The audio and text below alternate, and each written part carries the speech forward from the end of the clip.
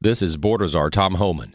We're enforcing the law, and bottom line is, once again, he proves every day when he makes these statements that, it's just idiocy. I mean, for God's sakes, ICE is out there enforcing the law. We're taking really bad guys off the street, and the whole piñata thing, that is a good example of the weakness and the cowardice of the left. Bottom line is ICE is protecting their communities. The watchdog says people who truly need SNAP will benefit from a new announcement. Chris Woodward explains. Agriculture Secretary Brooke Rollins recently stated that people on the Supplemental Nutrition Assistance Program, or SNAP, will need to reapply. The U.S. Department of Agriculture oversees SNAP, and the stated reasons for people needing to reapply is to cut out waste, fraud, and abuse. The Foundation for Government Accountability has for years called on agencies and legislators to reform SNAP and other programs. Tim Puglisi, Associate Fellow at FGA, says that fraud has been a major problem. Just about half of the states are sharing data with the federal government, and they audited that food stamp enrollment data and found nearly 200,000 deceased men and women on the food stamp rolls and about 500,000 people receiving more than one SNAP payment or food stamp payment with a single Social Security number. Reform efforts are not new. President Bill Clinton, for example, signed the Personal Responsibility and Work Opportunity Reconciliation Act in 1996. The GOP-backed measure imposed work requirements and time limits on welfare benefits and gave states flexibility in how they administered assistance to low-income families. Since then, Puglisi said federal and state legislators have used loopholes to waive things to allow more people to enroll. That, he said, should not have happened for a program that is very important to seniors, pregnant women, and low-income children who rely on this to have food on the table every day. I'm Chris Woodward. More news online at afn.net. I'm Rusty Pugh. The radical left will stop at nothing to find a way to end life in the womb. They're now using the mail to ship abortion pills straight into homes across America, even in states where abortion is illegal. It's not health care, and it must be stopped. You can take action today.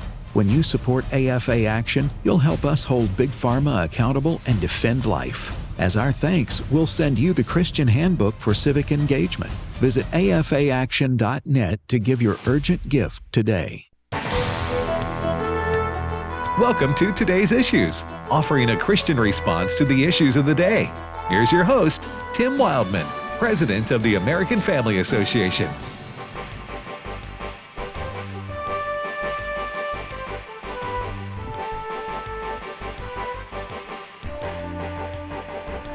Hey, good morning, everybody, and welcome to Today's Issues on the American Family Radio Network. Today is Wednesday, November the 19th, 2025, and we thank you for listening to AFR. As the announcer said, my name is Tim Wildmon, and I have three fellows here in studio. I thought it was going to be three of your better three of your better thirds. Well, that yet remains to be seen. It depends on what you say and how you perform today. You will be graded at the end of this show. Okay. Wesley Wildmon. Good morning, Wesley. Good morning. Looking forward to it. Tony Battagliano. Good morning, Tony. Good morning. And Fred Jackson. Good morning to you. Fred, you and I are the elder statesmen here. Yes. Yes. You're even more elder than me. Huh? The senior. The senior. You're today's issues emeritus. So we're going to have the energy. You're going to have the wisdom. That's right. Something like that. Yeah. Hope it all blends together. Yeah. Make a good show. Remains to be seen. Yeah, a lot remains to be seen. All right. One thing we know for sure, though, we have a guest from Operation Christmas Child at the 10:30 mark, second half of the hour. Izabella McMillon will be on with us. She is a recipient. Yep. And I'm not sure what country she grew up in, but we always like to share those stories about people who, as children, get those boxes, Tony, and then their lives are changed. Yeah, incredible stories. Yeah. So Operation Christmas Child, a lot of our listeners have been participating in that, are participating in that. I'm not sure when the deadline is for for finishing that up and getting it into the distribution centers. I do. It's November 24th. Yep. National Collection Week. That's right. November 24th is the final day to get that in, go to SamaritansPurse.org/OCC. SamaritansPurse.org/OCC. There you'll find all the information. You'll find the 5,000 drop box locations. Most of them are local churches, in addition to the information that we'll go over at 10:30 with our guests. Absolutely. We look forward to having Izabella on as she shares her personal story. So that's coming up at the bottom of the hour. All right, Fred, what's on tap here? Well, today? while most of us were doing other things last night, Okay. at the U.S. Senate, they gave very quick approval to a bill which is aimed at releasing the so-called Epstein files. Earlier in the day, the House overwhelmingly approved that, with some concerns raised by House Speaker Mike Johnson as to information that's in some of these files that might reveal, for instance, victims of Epstein who did not want their names released. Also, Don't blame them. yes, Yeah. names of whistleblowers that helped in the investigation, names of people who were used in the investigation that had nothing to do with Epstein, but they didn't want their names published. So House Speaker Johnson, with those concerns, said basically, but he went ahead and voted for their release because he said, right now with the political climate that we're in, if you vote against releasing them, you're suspected of trying to hide something. So House approved it yesterday, Senate last night, and now goes to the president for his signature. Given what he has said in recent days, he will sign off on that, and then it goes to the Justice Department. Now, what President Trump has been saying, hey, listen, I've got nothing to hide here. Go ahead. But he said Democrats, they have a lot to hide. Nothing puts President Trump in a better mood than you bring up Jeffrey Epstein. His face just starts to glow, doesn't it? Yes. All right, Tony. What lay this all out for us as best you can. What's going on here? Well, I guess my question I would have, and I would pose to everybody, what brought about the sudden 180 that Trump had, where he wants to release it now? Fred, is there any indication as to why all of us, because he was, it appeared to me, vehemently opposed to this, or at least framing it in the sense of this is a distraction from all of our accomplishments, and what do you think brought about this 180? To put it bluntly, I think Trump, and he kind of alluded to this yesterday when he had a news conference with the Saudi prince, because the reporters brought up the question of the Epstein files. Basically, it is to the point where I think President Trump says he just wants people to shut up about this. Okay. All right. He said, so go ahead. Mm-hmm. He believes the Democrats are going to be put in a bad light. Mike Johnson yesterday in his news conference made the point that has been made before. Right. The Epstein files were in the clutches of the Democrats during the 4 years of Joe Biden. If they think there is something terrible in there about Republicans and Donald Trump, why didn't they release it then? What basically Donald Trump believes, and what a lot of conservatives believe, is that the Democrats made another push for this in recent days to distract people away from the total chaos that's going on inside the Democratic Party, as far as the so-called far leftists want to take over the party. Chuck Schumer's in deep trouble in the Senate. He may lose his primary there. So President Trump is saying, okay, go ahead. Yeah. Go ahead, House, pass it. Go ahead, Senate, pass it. I'll sign this thing. We'll turn it over to the Justice Department, which can still redact some of the information that's in there. But Trump wants just to get this off the hot burner, get it out there so people can stop talking about it. It does look like a political tennis match back and forth, though. That leads me to believe that, and we'll see once it's released, but it leads me to believe that there's not enough there, or nothing there to the significance of which some people may be hoping or expecting. Otherwise, but when, as has been pointed out, when the Biden administration otherwise would have released it, it had damage on any of the Republicans or Trump or anybody. 100%. 100%. And then also at the same time, if day one when Trump was sworn in, his team would have released it then if it had any damage on the Democrats or anybody on the other side. So I think it's just being used for a political back and forth. However, I do think there's a legit concern that we all would have about their making sure that those that need to be redacted, the names are there. And I think the process of going through all that only to release nothing does frustrate someone like President Trump, who knows pretty much, I would assume, knows that that's what's about to happen. Yep.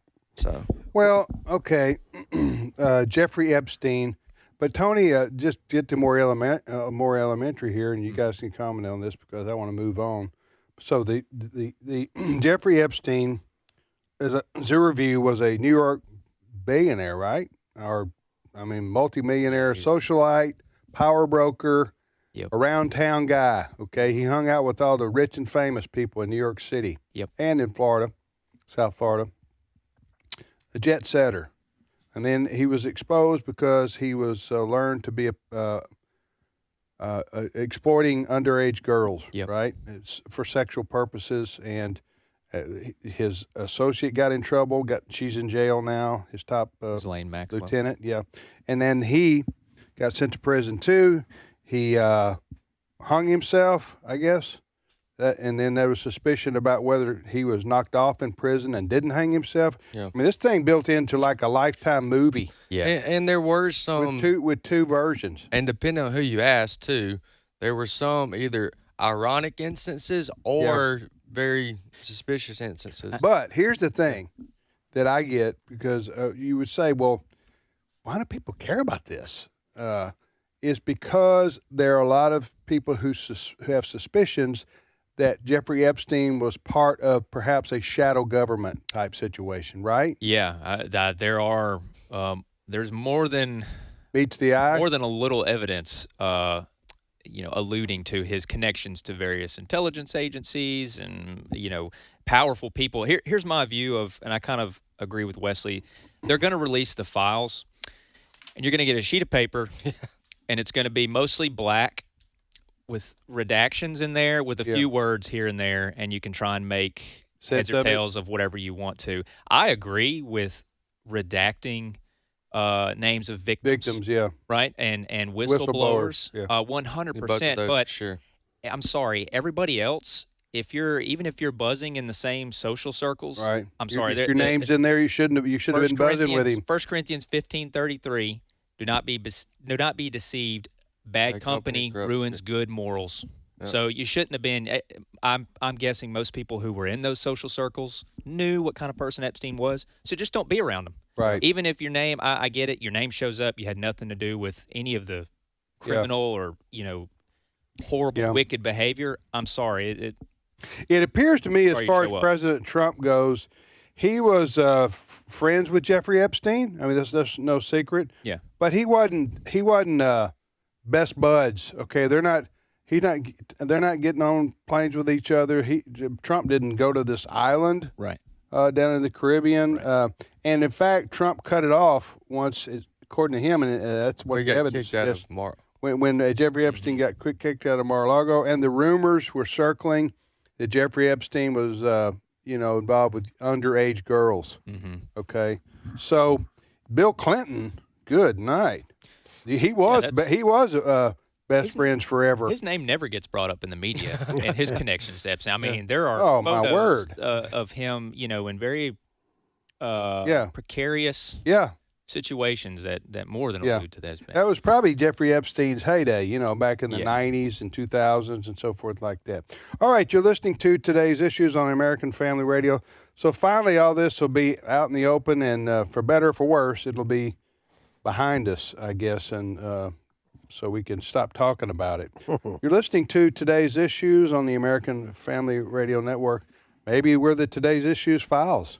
Maybe we should be called that. It's more intriguing. Just redact my name. Right, we're going to redact Tony's name from the Today's Issues files to protect his innocence. All right, what's your next story, Fred? Well, we have been reporting over the last couple of days that the efforts by ICE to arrest and deport illegal aliens, The focus since Sunday has been in North Carolina, starting with Charlotte and then moving on to Raleigh. In the first day, about 130 people were arrested in the city of Charlotte alone. Now, both those North Carolina cities, Charlotte and Raleigh, have Democrat mayors who apparently aren't very happy with all that's going on. But Tom Homan, I think most people have seen him interviewed many times on this. He is the border czar. He says ICE, despite what the Democrats are saying, is being very successful in these efforts to get the bad guys out of this country. Cut 6. We're enforcing the law, and bottom line is, once again, he proves every day when he makes these statements that, it's just idiocy. ICE is out there enforcing the law. We're taking really bad guys off the street, and the whole pinata thing, I mean, that is a good example of the weakness and the cowardice of the left. Bottom line is ICE is protecting their communities, and all these people, where were they when President Obama was president and ICE removed 409,000 people was a record at the time? Where were they? Where were they when 500,000 children were smuggled in this country and they lost track of 300,000 of them? You know what President Trump has done? I was with HHS today, Jesse. We already found over 30,000 of these kids. Like 3 weeks ago, we're at 24,000. Now we're over 30,000. And we're going to keep working until we find every one of these kids. Yeah, what he's talking about is kids that, remember those pictures during the Biden years, and Fox was pretty well the only one reporting on this, of little kids being thrown over the border wall by these coyotes. Remember that? Yeah. All these scenes? There's countless numbers, and Home is referring to that, countless numbers of these little precious kids that are now being trafficked around this country. And that's one of the missions of ICE. By the way, this takes us to a very disturbing story. There is a montage, I'm going to play it for you, of Democrats that are out there now telling military personnel not to obey orders from their commanders to be part of this support effort with ICE, going into these cities, arresting bad guys. It's very disturbing. Cut number 7. We want to speak directly to members of the military and the intelligence community who take risks each day to keep Americans safe. We know you are under enormous stress and pressure right now. Americans trust their military, but that trust is at risk. This administration is pitting our uniformed military and intelligence community professionals against American citizens. Like us, you all swore an oath to protect and defend this Constitution. Right now, the threats to our Constitution aren't just coming from abroad, but from right here at home. Our laws are clear. You can refuse illegal orders. You can refuse illegal orders. You must refuse illegal orders. No one has to carry out orders that violate the law or our Constitution. We know this is hard and that it's a difficult time to be a public servant. But whether you're serving in the CIA, the Army, or Navy, the Air Force, your vigilance is critical. And know that we have your back. Because now, more than ever, the American people need you. We need you to stand up for our laws, our Constitution, and who we are as Americans. Don't give up. Don't give up. Don't give up. Don't give up the ship. Oh, man, I'm about to stand up and just start saluting. I am moved. shocked. God bless America. You know what it sounds like? It sounds like a January 6th rally to me. Sounds like an insurrection. That's a good one. Well, that's good because they're calling on the armed services personnel to disobey the law. I mean, to rebel against their leaders, authorities. Yeah. Okay, just to set this up, what you just heard, in case you didn't know, were Democrat congressmen, and they are telling servicemen and women, don't participate with ICE, basically. Don't help out in the deportation of arrest and deportation of illegal immigrants into America. Isn't that what it's about? Yeah, but that's right. But the deceptiveness and the worst part about it is they're saying that they're doing it in the name of following the Constitution by not following orders by ICE. You see the problem there?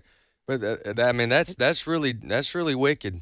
Well, if the federal government had been doing one of its primary constitutional duties in protecting our borders to begin with, we wouldn't even have these people here. No, I blame all this on Joe Biden, 100%, and Kamala Harris and their administration, because they're the ones who let 5 to 10 million people into our country just completely unvetted. Mm-hmm. Just open it's been well documented. We know what happened there.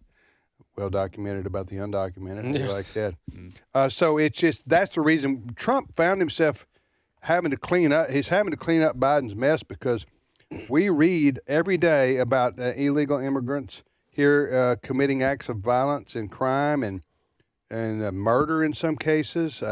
And, you know, so President Trump, he got elected on, we're going to have the largest deportation effort in the history of our country. Mm-hmm. And the American people, a majority of them said, we're with you on that. And to stop the and to stop the bleed shut the border down. Shut the border down. Yep. I would just say this too. I didn't hear in that montage we just played a specific law that was being broken. Oh, no. Mm-mm. In other words, they said you don't have to participate, you servicemen and women, if you're told to do an illegal order. Yeah, and that's the problem. That's what I'm saying. That's what But so they didn't say what the illegal order right, was. Yes. Exactly. Did y'all notice that? No, they're implying deporting people is illegal. Right. What they're implying. Right, exactly. But then they hide behind, and this is what causes a lot of frustration because it deceives people and then they follow up by because that's your constitutional. No, the Constitution is to follow the law. Well, why don't they say this? You know, we're appealing to everybody here in America who's here in our country unconstitutionally, yes, to follow the Constitution and go back to your home country and then re-enter legally. Yeah. So we're concerned about the Constitution. Right. Instead of appealing to the millions of people who are here illegally to follow the Constitution, they want to tell our how many of them armed services people that they need to follow the Constitution by not helping out with deportation. Yeah. What now? The question was how many of those Democrats were in that video? I think there's at least a dozen or more. Yeah. I understand that Senator Mark Kelly of Arizona was amongst that, which I'm shocked. Senator, yes. he's a more moderate. If you're going to, that's not saying a lot in the Democrat Party, but maybe it is saying a lot because of these far lefties. That video is like asking the military if an invading army were to cross our border, and be inside the United States. It's like the equivalent of telling our armed forces, now look, you're not supposed to go anywhere into these cities and get these guys. They've already crossed the border. Just leave them here. Let them occupy wherever they want to occupy. To me, that's what I'm hearing whenever I hear that, because we've had the equivalent of an invading army led into our country during the last administration. I mean, the numbers probably are greater than an invading army. And so to discourage members of the armed forces in supporting, they're not even doing it themselves. They're just really supporting ICE in their efforts. And again, I noticed they didn't cite any law that's being broken. Let me ask you guys this related to this issue. And our listeners might think, well, duh, Tim, you don't know the answer to that? I do know the answer to this, at least I think I do, but still, it confounds the brain to think that one of our major political parties would, you talk about lawlessness, they're talking about following the law, those people that you just heard, those Democrat congressmen. Let me ask you this question. Why do you think they're doing that?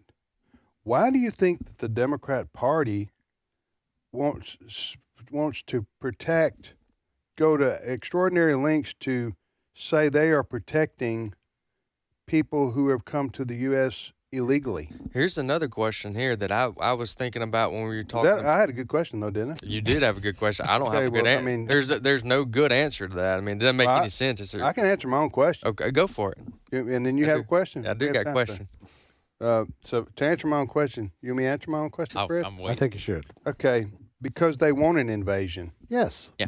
And the Democrat Party wants people to come here illegally because their hopes are that they can make them legal citizens, voting citizens, and they'll be loyal to the Democrat Party in high percentages. Yep. So, and that will be the death of the Republican Party as we know it. Yep. That's why the Democrats don't want anybody deported.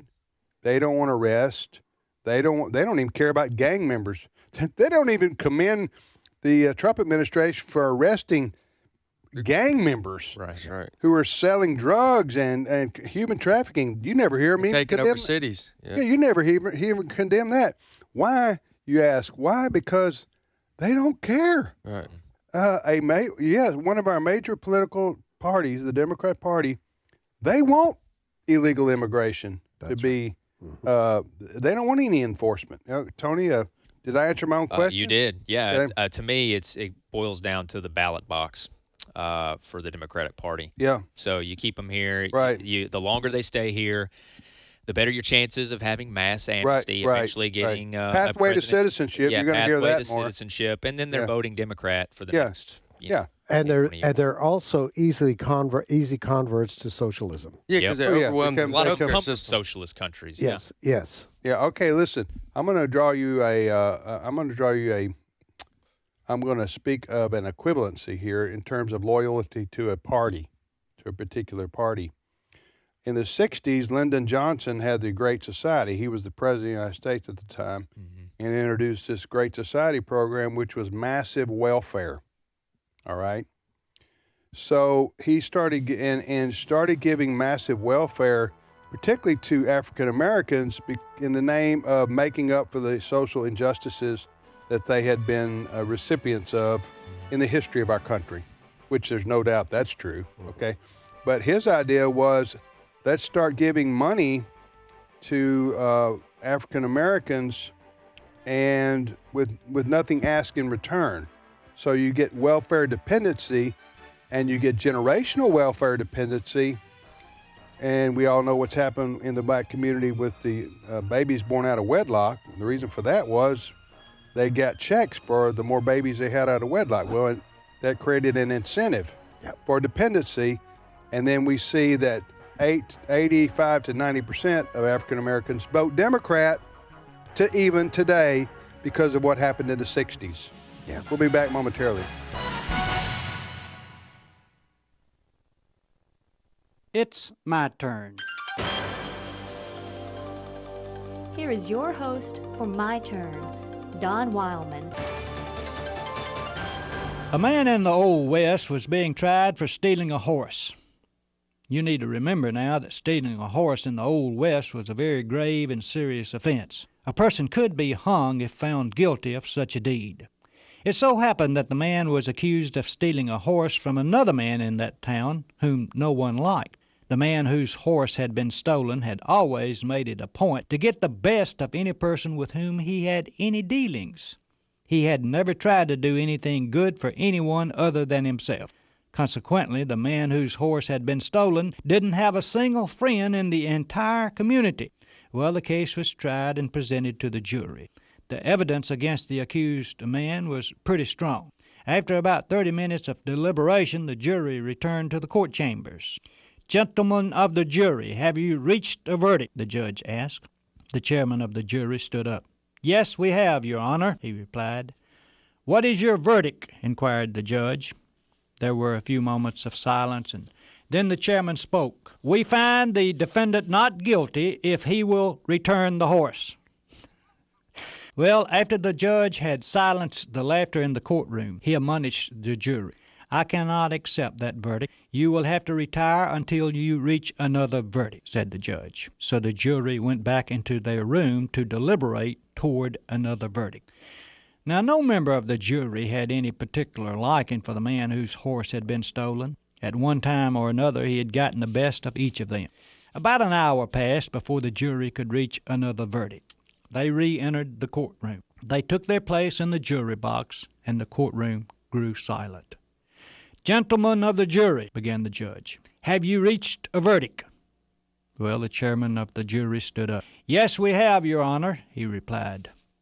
"What is your verdict?" asked the judge. You could have heard a pin drop.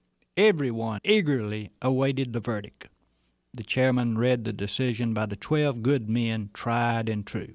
"We find the defendant not guilty, and he can keep the horse." The courtroom burst into laughter. Well, I guess the moral of the story is that it pays to be interested in people other than yourself. If you spend your life trying to take advantage of others, never caring about them in any way except what you can get from them or what they can do for you, you will end up a loser like the man who lost his horse. If you desire a friend, then you had better be a friend. If you desire for other people to help you, then you had better help other people. If you desire justice at the hands of others, then you had better practice justice toward them. Regardless of what you may think, the old biblical admonition is true. We do reap what we sow. This has been My Turn with Don Wildmon, a production of the American Family Association. For he has rescued us from the dominion of darkness and brought us into the kingdom of the Son he loves. Colossians 1:13. American Family Radio. This is today's issues. Email your comments to comments@afr.net. Past broadcasts of today's issues are available for listening and viewing in the archive at afr.net. Now, back to more of today's issues. Hey, welcome back, everybody, to today's issues on the American Family Radio Network. I'm Tim with Wesley and Tony and Fred, and we thank you for listening to AFR. We were talking, we're going to wrap this topic up here, but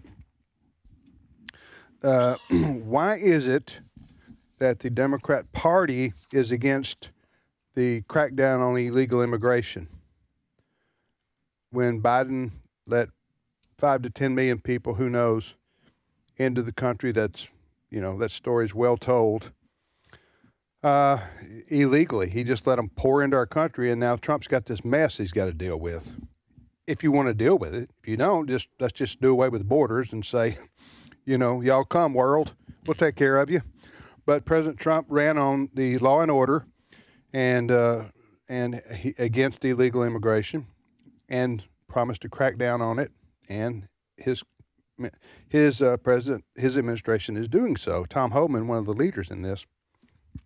We got some numbers to prove that. We got some numbers to prove that, but so he is only following through with his campaign promise. Let me just say this too, and I've said this before. Never in the history of the world has a video of law enforcement, SWAT teams, drug enforcement people, whatever. Never has that looked good on TV, okay, or a video. Tell me when that's looked good. I can visualize a comedy skit now, though, where they come in. Would you? Yes, every time you watch one of these videos, there's a part of you that goes, "Oh, do you have to do that? do the police have to really put handcuffs on put handcuffs on the guy like that on the ground? I mean, can't they just That's ask uncomfortable. Yes, just ask him to please get in the car and come with them.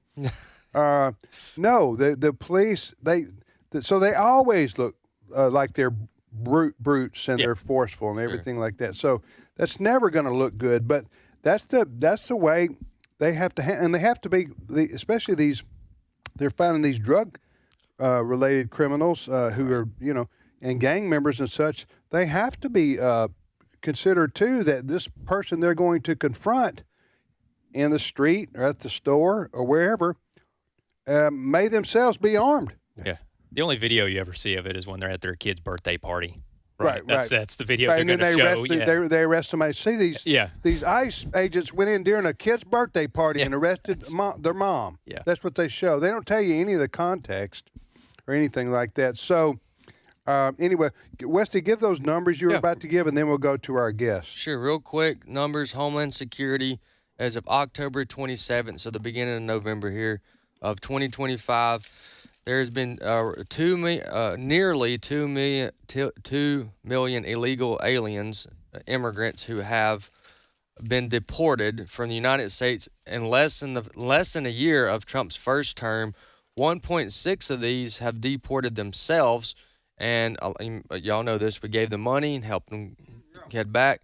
Deported themselves, and then almost over 500,000. We meaning ICE and Trump and his team have done the video of the handcuffing and deporting themselves, or deporting through ICE. So Trump is on pace to legally remove over 600,000 himself, and then of course 1.6. This is just in his first 12 months.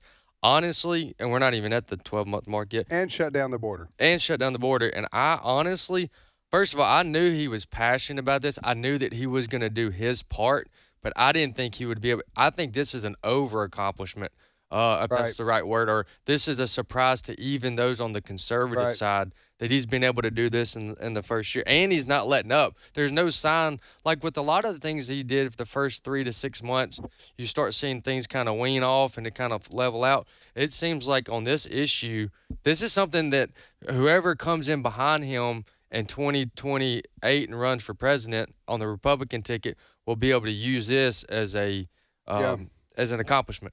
Yeah. One aside that people need to be aware of is that there are these videos out there that are being generated by AI, which are fake, but they look real. And those who are against deportation and arrest of people here who are here illegally, they are putting these AI-generated fake videos out, which are going viral, which depict ICE in the very worst possible way you could depict it. I just wanted people to be aware of these. If you come across a video, it may not even be real. Okay, you're listening to today's issues on American Family Radio. All right, Wesley, who are we talking to next, and what about? Our guest is Izabella McMillon. She is with Operation Christmas Child, and we have her on because we want to hear her story. Izabella, are you with us? I sure am. Thank you so much for having me. Yes, ma'am. And where are you from? I am originally from Romania. Well, wonderful. Why don't you tell us a little bit about where you grew up, which is in Romania, obviously, and where you attended church, and a little bit about your story, how you got connected with Operation Christmas Child. Yes, I grew up in communism during Romania's communism. When I was born, it was already communism, and so every aspect of our lives was controlled by the government. So much of what you have been talking about, just as I was listening to you today, and there was nothing good about that. Literally, my parents were told by the government where they could live, where they could work, where we could go to school, what grocery store we could shop at. But the biggest thing the government was trying to control is to make sure that God's name was not known in our country. So saying the name of God out loud or owning a Bible, those things could cost our lives. So that was the environment that we grew up in. But I'm so grateful that the God that you and I serve is a God who tells us so beautifully in John 1:5 that the light shines in the darkness, and the darkness cannot overcome it. And there's no government, there's no many rules anyone can ever put in place that will stop the power of the gospel and what can do in a life. And that is exactly what he did in my life. Amen. Well, hey, thank you for sharing that. Well, okay. That's a little bit about your testimony. At what point, how old were you, and at what point did you come across a shoebox, Operation Christmas Child shoebox? The reason I'm asking is because how was it that the country did allow that to take place while obviously suppressing every other portion of religion? Well, actually, it happened right after the revolution in Romania. So communism fell. Nobody really knew what that meant. Nobody really understood what freedom really meant for us, and it took our country quite a few years to figure that out. But for me, right before I got there, if you don't mind, I just back up just a little bit, how God opened the door to who he is for me in the communist regime. When I was 7 years old, my brother and I, we found by accident a hidden Bible in the floorboard of our little apartment the government assigned us to. And that is how we were exposed to God's word. Oh, wow. And then we started going to a little underground church when I was 11 years old. And before the revolution happened, I was going to this little underground church for 2 years. And it was at this little place where the pastor took me and my brother under his wing after we realized that he was reading to us from the same book that was hiding in the floorboard of our little government-owned apartment. And that is when he started speaking truth into our lives, and we started slowly understanding that the Bible is not just a storybook, but there's so much more to it. And this pastor taught me how to pray, because I went to him one day when I was 13, And I asked him if he could teach me because he could not pray with us at this underground church to protect us and to protect himself. And also, he took great risks to allow this little gathering for children to read from the Bible, but it was under the pretense of story time. And so I went to him and I said, I am reading about prayer. I see that it's powerful through this book we have been reading, but can you teach me how to pray? And he asked me why I wanted to learn how to pray, and I told him because it's cold outside and I don't like it. Isn't that obvious? The only way that Mom and Dad would let us go outside and play in the cold, dark winters in Romania, we didn't have electricity or street lights, so it was literally pitch dark after 5:30. But if it snowed outside, the Mom and Dad would let us go outside and play past dark. And so for us, snow was like saving grace. And I asked him to teach me how to pray so I can pray for snow. That was my 13-year-old prayer. And my pastor taught me how to pray. And he told me to trust God that he always answers prayers. So I started praying for snow, and he did not answer that prayer for a long 3 months. And it was during that time frame that the revolution actually did happen in Romania. And right after the revolution happened, we saw people running on the streets. And for us, that meant one thing. There was something at the grocery store. So we got excited and we started running. And we end up in the center of our little town. It wasn't the grocery store where things were happening, but these 3 little trucks pulled in that were filled with beautiful, colorfully wrapped shoeboxes. Never seen anything like that. It was like a splash of color in our black and white world. And they started giving these little colorful boxes to all the kids who were there. And this sweet lady comes up to me with a colorful shoebox. And she tells me it's for me, and I don't have to do anything for it. No strings attached, which was unheard of in our country and the way that we were living. And so I was given a gift freely for nothing expected in return. And then this lady asked me if there was anything that she could pray with me for. And I looked at her and I said, yes, please, if you would pray with me for snow, that would be great. And that is exactly what she did. And she prayed with me right there and then for snow and left me with this colorful little treasure in my hands. And as I opened up my shoebox, God answered my prayer in such an unexpected way. There were so many extremely fun and colorful things in my shoebox, but one thing that stood out the most in the corner of my box was this silver and blue little simple snow globe filled with snow inside of it when you shook it. And I could not believe that God would answer after this lady just prayed with me. Within 2 minutes, his answer was in my hands. My pastor always said, God always answers prayers, but sometimes his answers look differently than what we imagine. That's the voice that you're listening to is Izabella McMillon. She's one of the recipients years ago of Operation Christmas Child, receiving the Christmas box that we support here at AFA, and it's been done all across the country for many years. When you were 13 years old and when you received your box, I always like to ask, when talking to those that have received a box, what was your favorite thing, or what's the most memorable thing when you first opened your box that stood out to you? Well, for me, it definitely was that snow globe that brought a lasting impact. Even though snow globes are no longer allowed to be packed in shoeboxes, but God can use ordinary things to do something extraordinary in our lives. And can I also tell you that I was the coolest kid at school for months to come because I had school supplies like no one else had.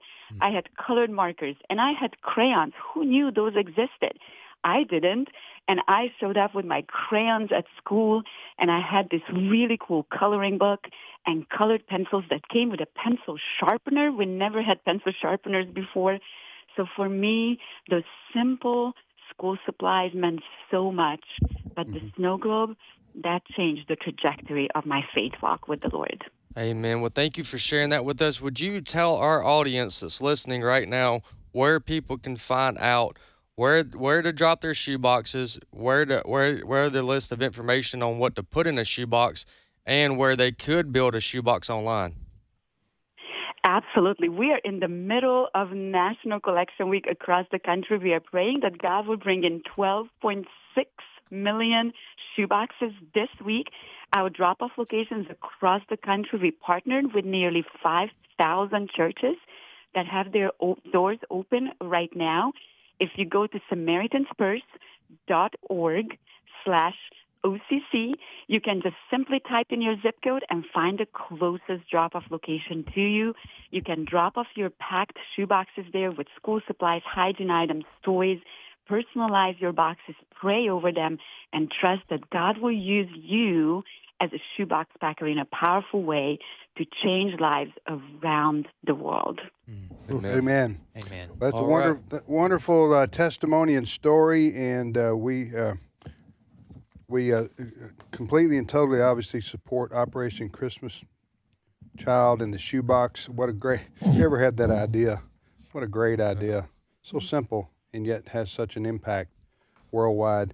Izabella, thank you for being on with us. And the only thing, do you still pray for snow, or or do you get past that? Well, I live in Charlotte, North Carolina now, and believe it or not, last Monday we had beautiful snow falling from the sky. It was absolutely beautiful. I no longer pray for it because now I do not have to go outside and play past 5:30. I can do whatever I want. I have electricity. Amen. Well, there you go. Thanks, Izabella. Take care. We appreciate you being on with us. Thank you so much for having me. God bless you. Okay. Izabella McMillon joining us there from, she say Charlotte? Yep. Yeah. Charlotte had snow last week? I didn't hear that. I didn't know that either. Doesn't really for Fred. It just snow is just. Oh, yeah. Yeah. It Yeah. doesn't matter whether anybody else gets it or not. That's a horror story that you're getting snow in early November. That's true. That's right. Listen, I like one snow a year. In January, about the middle of January, I can go for 2 to 4 inches. Yeah. Let the kids play and wander around. It looks so pretty, and after that, then it melts the next day and it's gone. I'm ready for spring. Yeah. I want to see some green grass. Yeah. Some warm weather. True. Yeah. So the idea of quote praying for snow is just not in my theology. You understand what I'm saying? I do understand what you're saying. But what struck out to me is, and I wish people like Izabella could have an even wider, which we have a big audience, but to be able to tell her story to maybe the people of New York City as to like what actual communism looks like may open some eyes for people to understand where it eventually leads to. Yeah, she grew up in the old Soviet Union. Right. I don't know what her age is. I've been told you shouldn't ask a lady her age, so I didn't. But I'm guessing she's not too far from me. Mm-hmm. I'm 62, so I guess she's probably in her 50s. If she's old enough to have been a teenager during the, and when she's talking about a revolution right there, she's talking about a revolution against communism. That's right. Yeah. Right. That her country went through. Remember when President Reagan was in office, and then Gorbachev, the Soviet Union, fell. And tear down this wall, Mr. Gorbachev, and the Berlin Wall fell, and communism fell. And communism, as in the Soviet Union, not communism in China, is still alive and well, but the communism in the Soviet Union fell apart. It couldn't. It wasn't sustainable as a economic program, I guess you could say.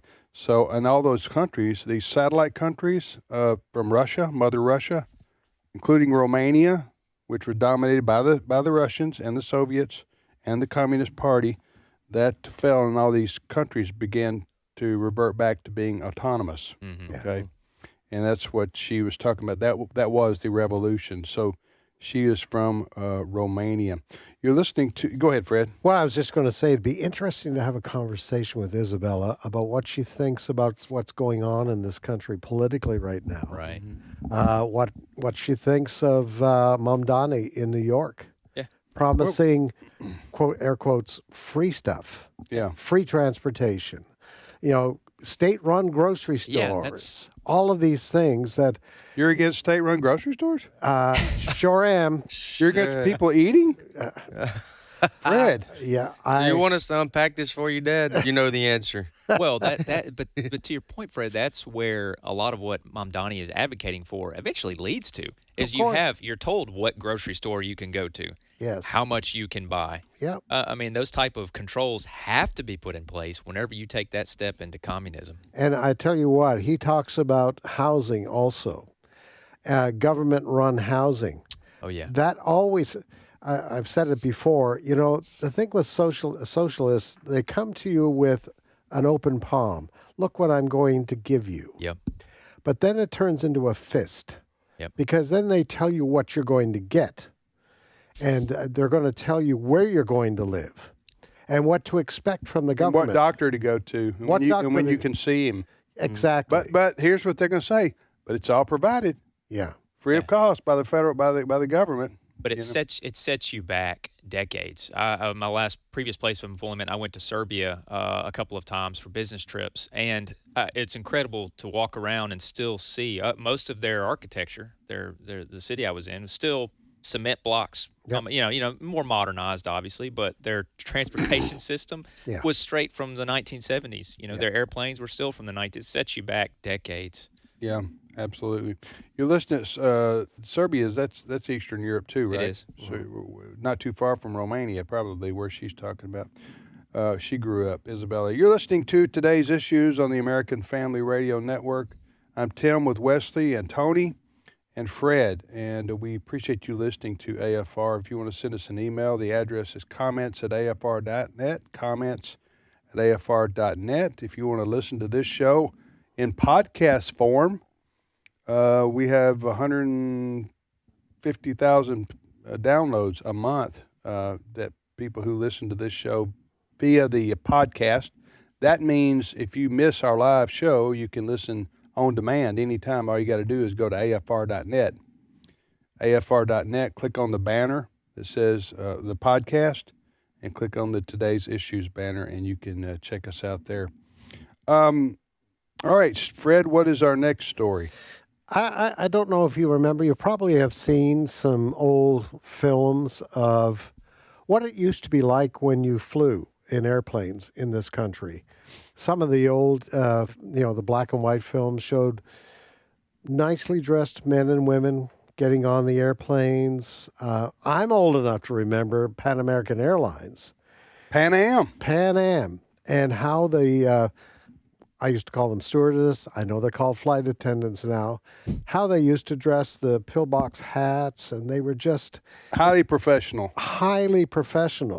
Now, you do see that on like Emirates Airlines now. You see those pictures.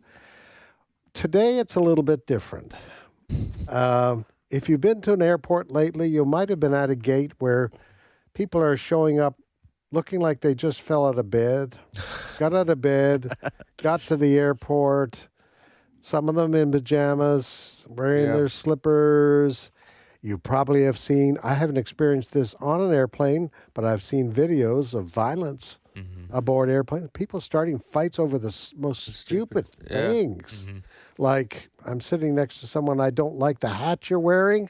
There was a video out there about a guy wearing a MAGA hat, and this person went nuts. Planes having to be diverted because there's violence on airplanes. Well, our Secretary of Transportation, Sean Duffy, not that he doesn't have enough on his plate right now with everything that's going on because of the shutdown of the government, but he was asked this morning about civility in air travel.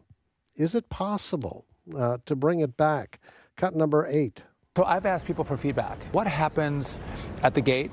And again, are people nice to the gate agents? What happens with some of the brawls we've seen at baggage claim?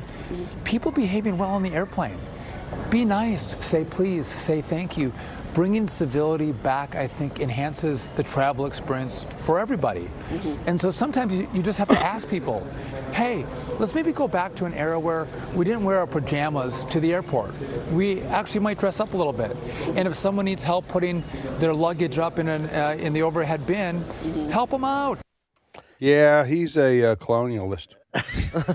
You know what I'm saying? He wants to go back to an era that's bygone where minorities didn't have rights. That's what I got from what he said. Who's with me? I'm not with you. Nobody's with me on that interpretation. That's going to be, but that's a lefty interpretation. Sure. Of what he just of what he just said. Listen. I think people are going to get hung up on the pajama. He's just saying. That's what what people more so than people fighting and getting into fights and fighting TSA in each other. Being rude it's and not be helping. The pajamas. Yeah. Oh. They're gonna get hung up on that. Well, he could have gone without the pajama comment. Well, I think what he's saying is it's related. He's saying our general attitude in flight. I don't know if you could make a connection, but I mean, he's just saying there was a time in our country where we had more public civility. That's true, and that includes how our appearance. That we That's took right. that we as most people took more pride in our appearance. I don't know.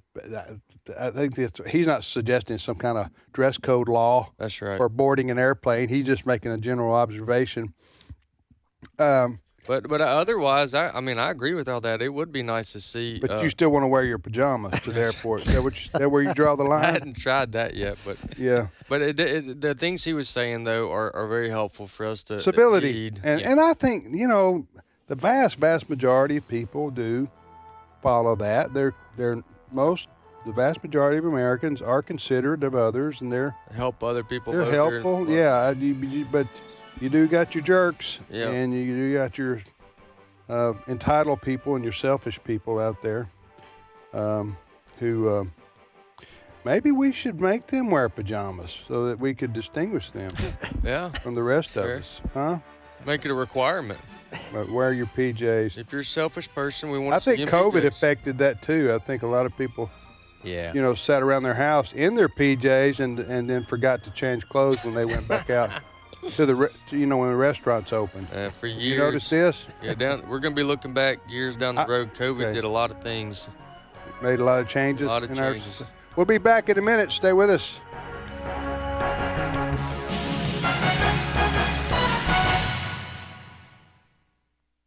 The views and opinions expressed in this broadcast may not necessarily reflect those of the American Family Association or American Family Radio.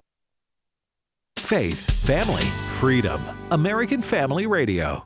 It's been proven again and again and again. Bert Harper. The verification of the dates, the verification of the genealogies, it puts spiritual iron in my spiritual blood to know that we can depend upon the Word of God. Exploring the Word, weekday afternoons at 3 Central on American Family Radio. This is American Family Radio, a listener-supported ministry of the American Family Association.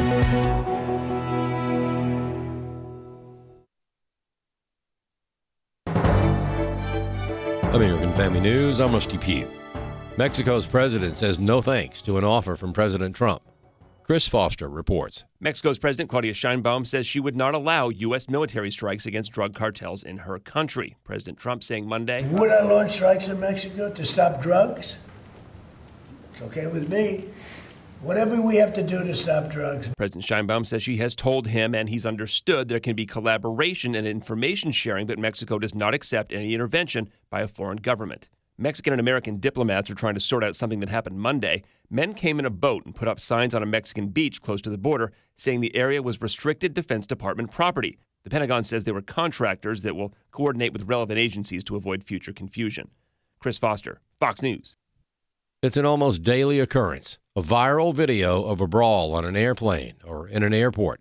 Transportation Secretary Sean Duffy says when it comes to travel, especially in the air, we desperately need a return to civility. So I've asked people for feedback. What happens at the gate?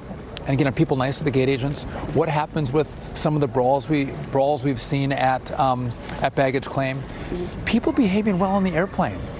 Be nice, say please, say thank you. Bringing civility back, I think, enhances the travel experience for everybody. And so sometimes you just have to ask people, hey, let's maybe go back to an era where we didn't wear our pajamas to the airport. We actually might dress up a little bit. And if someone needs help putting their luggage up in the overhead bin, help them out.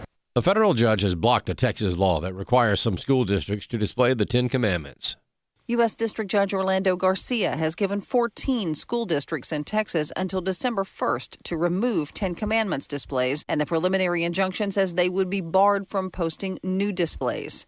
The law, which requires Texas public schools to display the Ten Commandments in every classroom, was signed by Republican Governor Greg Abbott in June. A group of families from different religious backgrounds sued in September, saying the law violates their religious freedom and the separation of church and state.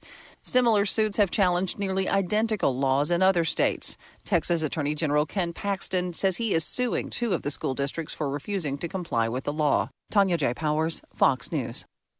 Artificial intelligence is on the way, and it has the potential to not only disrupt the workforce, but the way we relate to other people. A successful voice actor and author says the only way to preserve relationships is face-to-face. More from Steve Jordahl. You've heard voice actor Joel Weldon's voice, although you probably don't know his name. In America, adventures can be both big and small. With AI on the horizon, Weldon says there's nothing to keep Ford, in this case, from replacing him with AI Joel. It's not going away. And for me personally, it's a concern as a voice actor because you're realizing they're sampling voices of people like me. He says we're already seeing the AI shockwaves in certain industries. You're already seeing all these jobs disappearing. Amazon, 15,000 jobs. UPS, 18,000 jobs. That's just the beginning of the wave, I believe. So something's got to give. Weldon says so much of life is already two-dimensional, with every face you see buried in a screen of some kind. Some people will get lost in the AI world to the neglect of in-real-life interactions. It will begin to even assemble emotion in the message, which is really the key to human communication. He says it's especially important for the church not to get lost in a two-dimensional world. Facebook Live church services, prayer meetings by text, etc. Nothing is going to replace meeting in person. We've got to really be aware of being intentional about being in person, especially when it comes to the body of Christ and church. You've got to get together face to face. I'm Steve Jordahl. The U.S. stock market is rising ahead of a huge couple of tests for Wall Street. NVIDIA climbed as traders made their final moves before Wall Street's most influential stock delivers its latest profit report. Much is riding on it because of worries that AI stock prices may have shot too high. Treasury yields held steady ahead of Thursday's jobs report from the U.S. government. More news available online at afn.net and download the AFN mobile app. I'm Rusty Pugh. Every day, AFA offers biblical insight on issues that others aren't willing to touch in the hopes that you'll become a world changer. That's why we're offering an in-depth worldview training course called Activate. 13 different professors teaching 18 sessions, all available online, including a printed workbook to help you apply what you've learned and 1-year access to AFA streaming content to give you even more resources. Find out more about Activate and sign up today at activate.afa.net. Today's Issues continues on AFR with your host, Tim Wildmon, President of the American Family Association.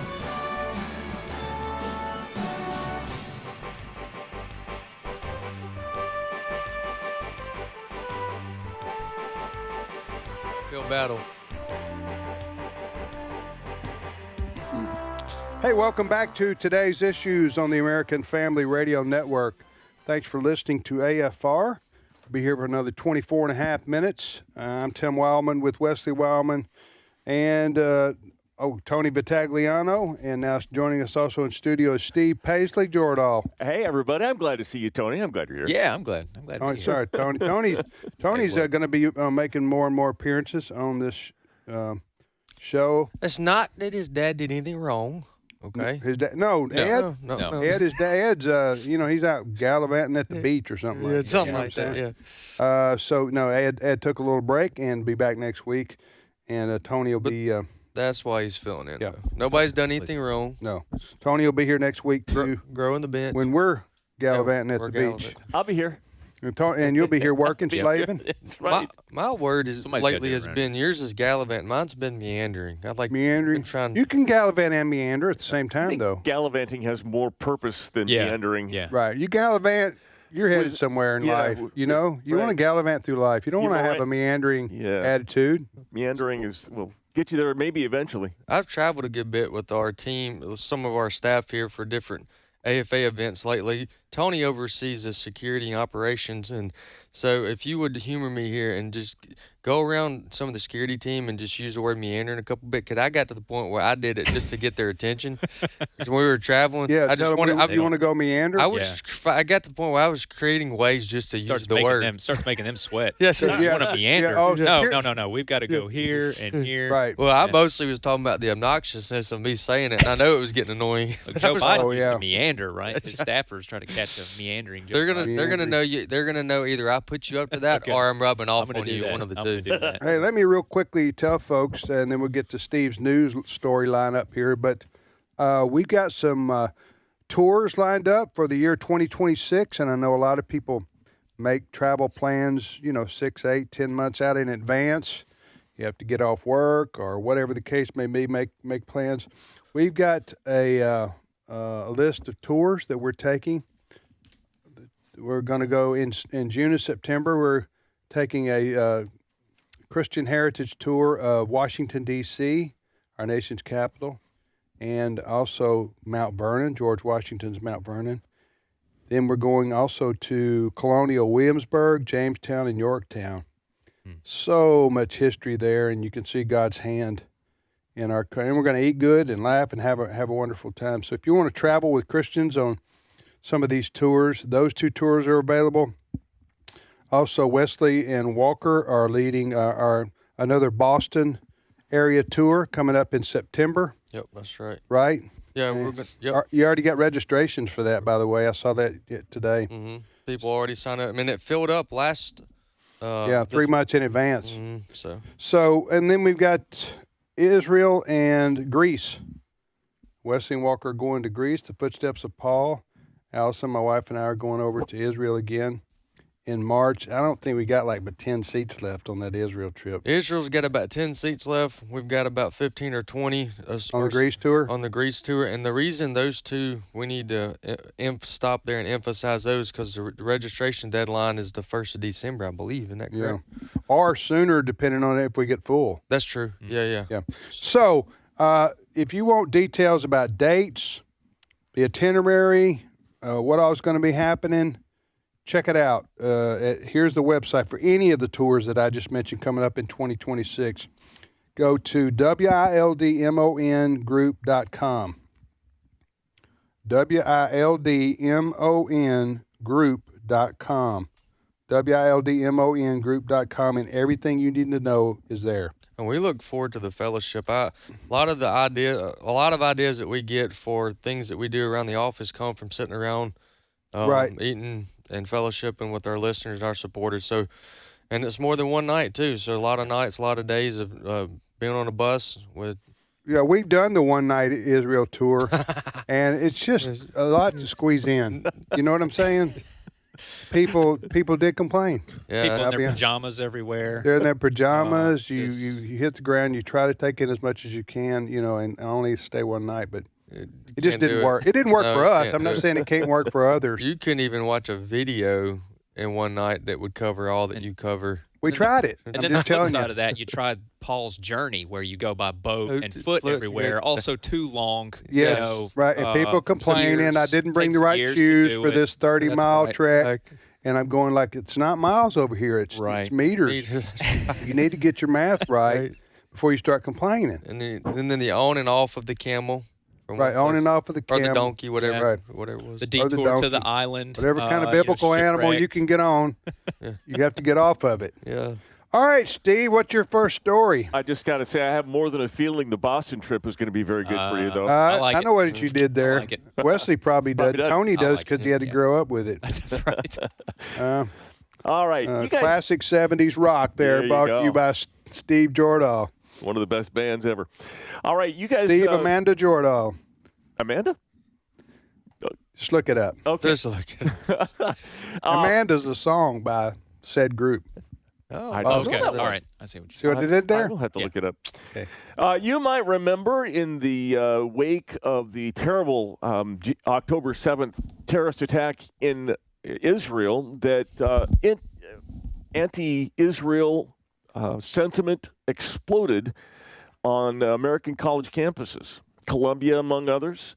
and students started taking over buildings and harassing Jewish students, and some even went so far as to get disciplined by their schools, kicked out of college if they took over a building or did something that was against the rules, and the college decided to force it. Well, the group CARE, which is the Council on American and Islamic Relations, has decided to cut some of these children, babies, these anti-Semites checks. They're getting $1,000 checks, some of these are, to make up for the fact that they got kicked out, lost scholarships, lost job offers. So CARE is cutting $1,000 checks to some of the agitators who've been disciplined by colleges. Kind of reminds me of the Palestinian Authority Martyrs Fund. So I don't know, what do you all think about them getting rewarded for their anti-Semitism? I think it should be illegal. CARE? Well, CARE giving money out to support. Yeah, that does. That's an indictment against them as a so-called peaceful group. Well, you're paying money? You're paying money for people to act out on their anti-Semitism. So they have a First Amendment right to say what they want to say if they want to speak out against. Obviously, violence is a whole nother issue. And CARE we all know who CARE is at this point, right? Matter of fact, I was just seeing Governor people Abbott, listening don't know. Well, Governor Abbott just designated them and the Muslim Brotherhood as terrorist groups. So there you go. You can see where their allegiance lies. So if they giving money to these agitators or to these people got kicked out of campuses, I think that just tracks as to who they are. The California chapter of CARE, which is kind of cutting most of these checks, raised $164,000 for this purpose, to support or to pay some of these college agitators. A lot of these people are on the left who are rent-a-protester. Yeah. Okay. Yeah. Yeah. And they also a lot of them are at the same rallies. They say, one rally, they go to this rally, and then they go to it's a business. It's free enterprise. You have to rent a protester, and there's actually a group called Rent a Crowd, I think it's called. Rent a Crowd. I've used them. Yeah.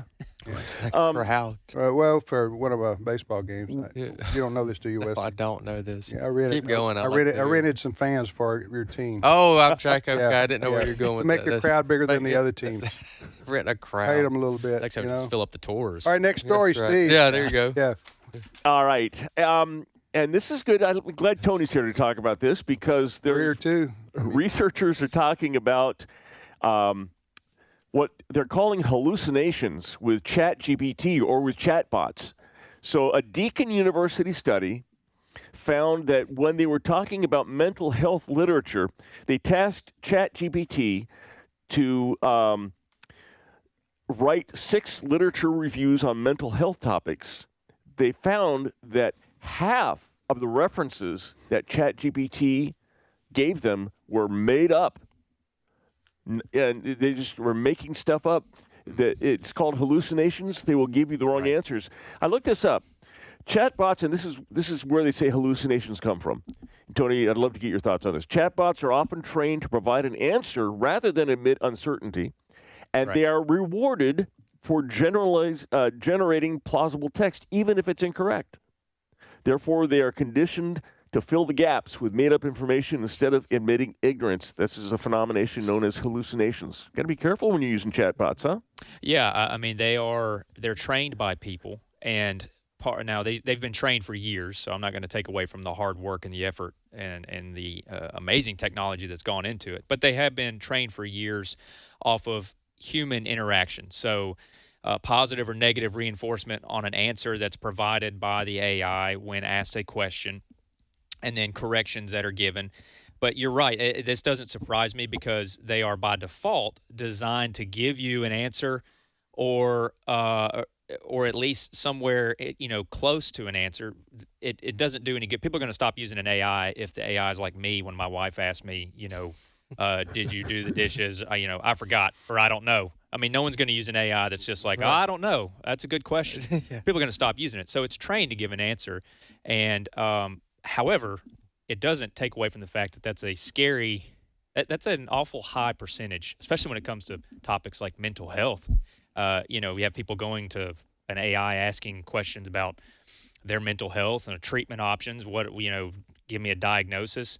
That's not a subject you want to be hallucinating. We're hearing a lot of advances in AI medicine. In other words, diagnosis, help with surgeries. Yep. That's another area that I would really if they're hallucinating, giving me a diagnosis or what medicine I need to take. Yeah. Who gets to me? blamed That's the here? most. Sorry. Go ahead. I was going to ask who gets blamed here if they get it wrong. Is it AI gets blamed? Who's held accountable? Well, I don't know if there's been a legal test to this. I keep thinking in my mind, well, they're embarrassed if they don't know, and so they're going to make something up so they don't look bad. There's no emotion going on here, though, right, Tony? No, there's no emotion. It's just it's a matter of the perception of quality of the product you're using, right? If something keeps coming back to you saying they don't know, to me, to your point, Steve, that would be the more concerning.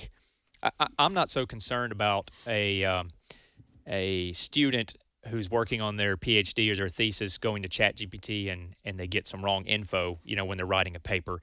That's not so much concerning to me. You're using it, as an information source. It could be wrong. What is more concerning to me is if we start looking to AI for medical diagnosis and even recommendations of treatment.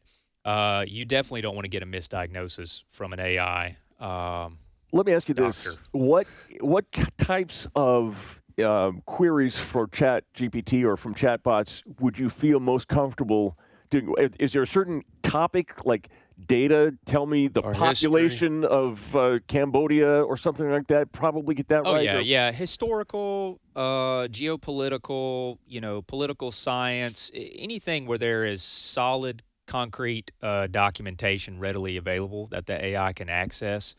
Those are all safe topics, in my opinion, and in my experience. Technology questions also. I've used it for troubleshooting multiple times. I tend to stay away from like medical or I would stay away from mental health recommendations. Maybe until the social issues. Well, yeah, all the questions I've asked them about my mental health, poor answers. But that's engineering questions. How what kind of load does this bridge hold? I don't want structural engineers asking ChatGPT when they're out in the field. How much weight can this? Right. I have another question, if I may, for on kind of a related topic. I'll just wait. No, I'll just wait right here. I don't mean anything by that. I'm just saying.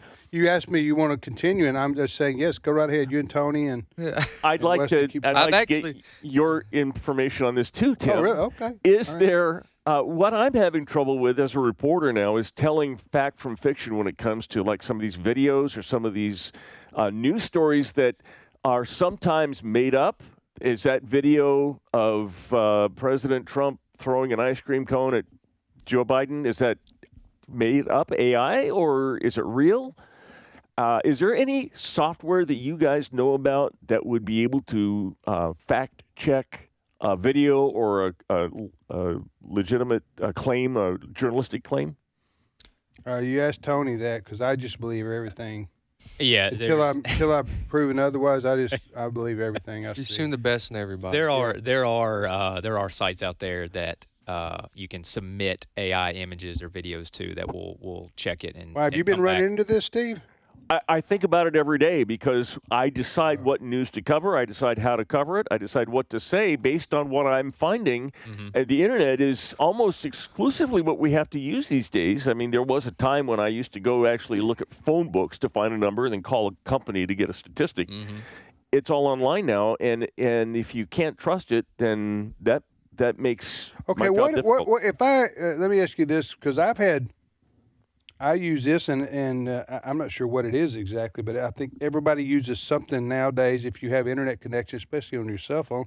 So I'm going to type in something and on Safari, because I have an iPhone. Well, no, it's Google. It's Google. Mm-hmm. Safari's not the Safari's browser. Okay.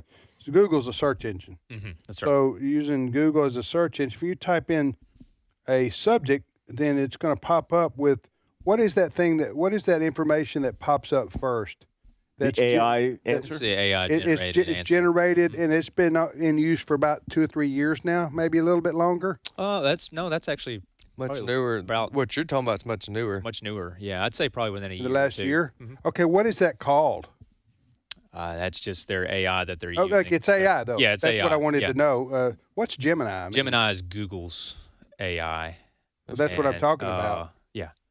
I'm talking about if you type if I'm at Google right now and I type in, let's just say SEC football, okay, and it comes up, and well, it's got scheduled now. But anyway, on most topics, it'll come up with the basic information that you're looking for on said topic, right? Right. And that's pretty neutral most of the time. I mean, I've found It it. is, and it'll usually contain links and references within the information. But it's not politically driven, but you could. It depends. I've come across, like, for example, if I'm trying to find out what a conservative news outlet or conservative perspective on a certain topic, if it's a political topic, it might not come up on my ChatGPT feed or the AI feed because it has been programmed to give me all of the liberal outlets first. And that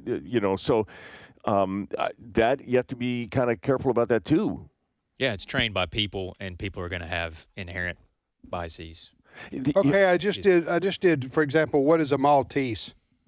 Our dog is a Maltese. And it brings up all kind of good stuff in a matter of 2 seconds, 1 or 2 seconds. It's compiling, the way I understand it, compiles a bunch of articles and information and summarizes it down. And then How does it do it, though, in 1 second? It's trained. There's a lot of computing power behind it, first of all, that takes your query. But it's trained on the internet, basically. And so a lot of that can be cached, too. So you're probably not the first person to ask, what is a Maltese? So, the answer may be cached to a degree, and that's why it's brought up so quickly. Which is But why there's a lot of cash involved. I think you should. I'd say use cash when possible. Yes, that's right. Here's another problem I think with it too, though, is if you are, for example, the American Kennel Society, Kennel Club, whatever it's called, AKC, and you use advertising in your website to help you raise money for the. So when you go to akc.org, if that's what the website is, you see ads, and that's one of the ways that American Kennel Club gets money to help do their operations. Well, if it's being shown to me in ChatGPT, I never go to akc.org, and therefore I don't see the ads. And same's true about KFC. And yes, and AFA too, by the way. That is we don't advertise, a common. That's a growing complaint amongst online e-commerce businesses, is that a lot of their traffic was generated off of paid advertisements or priority in the Google search results, and they're seeing reduced traffic because people aren't even using traditional Google, so to speak. They're going to AI and asking the questions. All right, you're listening to today's issues on the American Family Radio Network. I'm Tim with Wesley, and Tony's with us, and Steve's with us. Steve Paisley Jordahl. Steve, you said allow 2 or 3 minutes at the end of the show. We're down to 4. Okay, we can do that. What do you want to do here? Man, I tell you, if I was Shedeur Sanders had probably the worst day that any NFL quarterback could possibly have, and I'll tell you why. He came in the middle of a game for the Browns, playing for the Browns this week, and this is Deion Sanders' son, one of his sons. Well, the starting quarterback, Gabriel, was taken out with an injury, and he had to fill in and everything. So he had a bad NFL day. Sanders did, the quarterback? Yeah. Now, this is one of his first times on the field, so I'm not saying he's a bad quarterback. Right. He might have a big upside, but it's a learning curve. He went 4 for 16 for 47 yards with 1 interception and a lost fumble and a quarterback rating of 13.5. Which is not good. Which is very bad. But you know what the kicker is? What's the kicker? When he was on the field, somebody went in and broke into his home because they knew he wouldn't be home and robbed him. Oh man. That's what you call insult to injury. Isn't it? Right there. Poor fella. They robbed his house while he's having the worst day of his life on the football field. That's worst day of his football life. So he's probably thinking to himself, I'm going to drive home and lick my wounds, and at least I can have my haven of my Gonna turn on my TV. Yeah. You know, Right, watch. and you get home No and your TV TV isn't there. That's right. Huh? Oh, man, that's awful. really Well, unfortunate. 4 I for didn't know that. 16, 47 yards. Yeah, you no already touch- said that. 1 interception, 2 sacks, too, by the way.